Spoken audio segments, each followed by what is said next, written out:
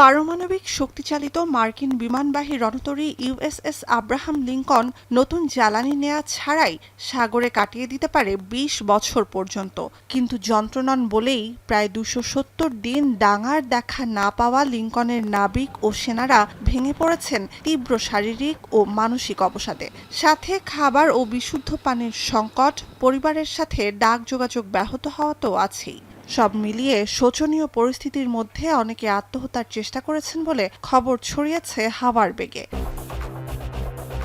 USS লিংকনে দায়িত্বরত এক সেনার মা-বাবা গেল জুলাইয়ে মার্কিন সংবাদ মাধ্যমে লেখেন, শুধু একটু স্বস্তি পেতে ছেলে আর তার সহকর্মীরা যে সমানে সমুদ্রে ঝাঁপিয়ে পড়ার কথা ভাবছে, এটা শোনা খুব কষ্টের। নৌবাহিনীকে এক নাবিকের স্ত্রী জানান, স্বামীর লেখা চিঠির বিষয়ে যেখানে উল্লেখ আছে পরের দিনটিতে ঘুম ভেঙে আর জেগে উঠতে চান না তিনি। নাম প্রকাশে অনিচ্ছুক ৩ মার্কিন কর্মকর্তা সিএনএনকে নিশ্চিত করেছেন যে চলতি মাসের শুরুতেই এক সেনা জাহাজ থেকে সমুদ্রে ঝাঁপ দেয়।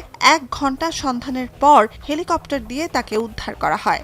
জাহাজে রসদের সংকট আর সেনাদের মধ্যে আত্মহত্যার প্রবণতা বাড়তে থাকার খবরের সত্যতা প্রত্যাখ্যান করেছে মার্কিন প্রতিরক্ষা দপ্তর, পেন্টাগন ও নৌবাহিনী। প্রেসিডেন্ট ডোনাল্ড ট্রাম্প মানতেই রাজি নন যে লিংকনে ৫,০০০ সেনার অবস্থান দীর্ঘায়িত হয়েছে কিংবা তারা কোনো রকম সংকটে আছেন।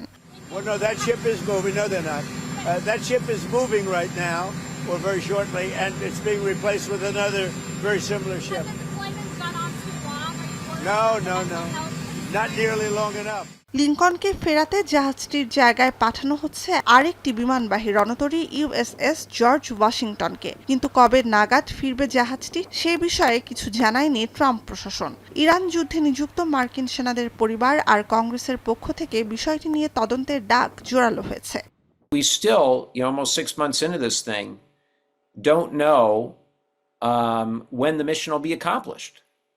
And you've got a president who, has changed a dozen times, saying often that we've won.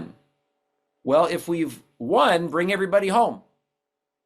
And if we haven't, tell the truth about why we're still there. জাহাজটির পরিস্থিতি নিয়ে পেন্টাগনের জবাবদিহিতা দাবি করেছেন অ্যারিজোনার সিনেটররা। বিশ্লেষকরা বলছেন, জাহাজের প্রকৃত পরিস্থিতি যেমনই হোক, রণতরী লিংকনকে ঘিরে তৈরি হওয়া এই বিতর্কের মাসুল গুনতে হবে পেন্টাগনকে। They've been at sea without a port call for more than 6 months, which is a pretty long time, obviously, before they get to see land or see anybody other than their crewmates on the ship. So it can be very monotonous, and that also takes a toll on people.